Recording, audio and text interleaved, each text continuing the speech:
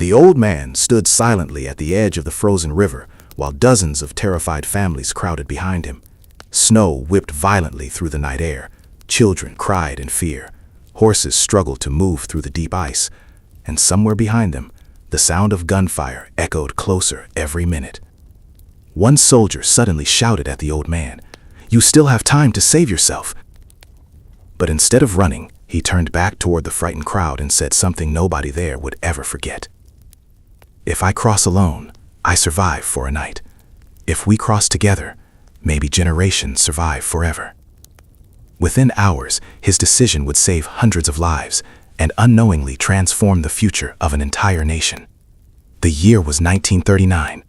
Europe was collapsing into chaos as World War II spread across the continent. Nazi Germany invaded Poland with overwhelming force, triggering fear, destruction, and mass displacement.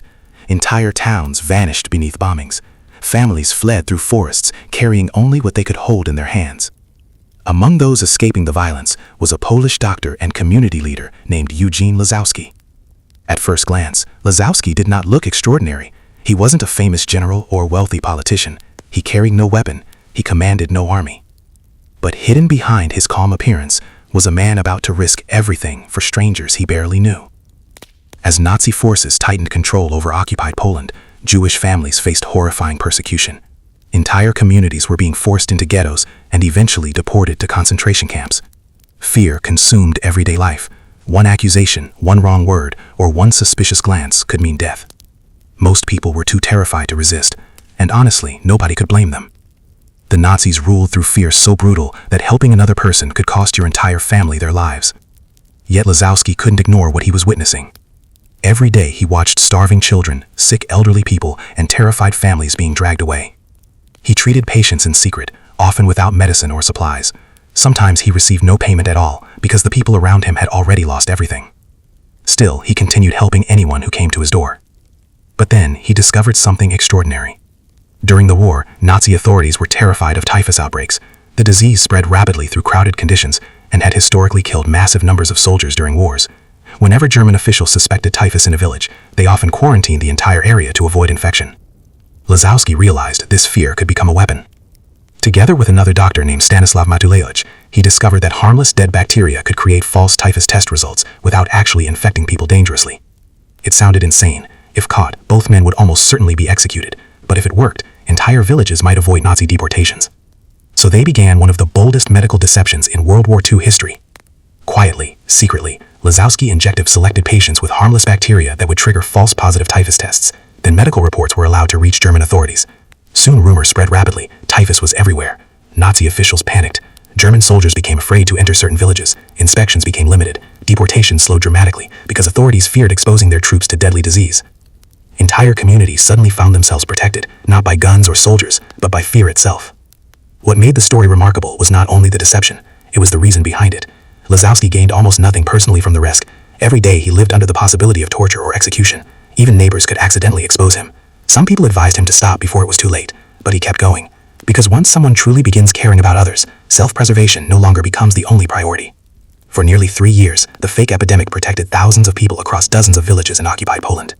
Jewish families survived longer. Civilians avoided deportation. Entire communities remained standing because one doctor decided other people's lives mattered as much as his own. Then came the moment everything nearly collapsed. German authorities eventually became suspicious about the unusually high numbers of typhus cases. A Nazi medical inspection team was sent to investigate the villages personally. Panic spread instantly. If the Germans discovered the truth, Lazowski, his family, and countless villagers could all be executed. People begged him to flee while he still could. Instead, he prepared carefully.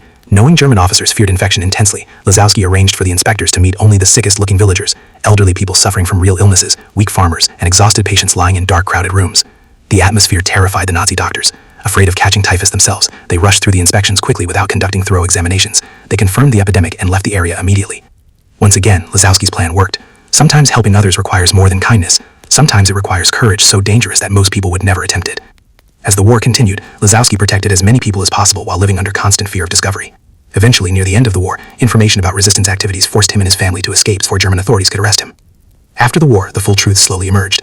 Historians later estimated that his fake typhus epidemic helped save thousands of lives, not through violence, not through fame, but through intelligence, compassion, and the willingness to risk his own safety for complete strangers.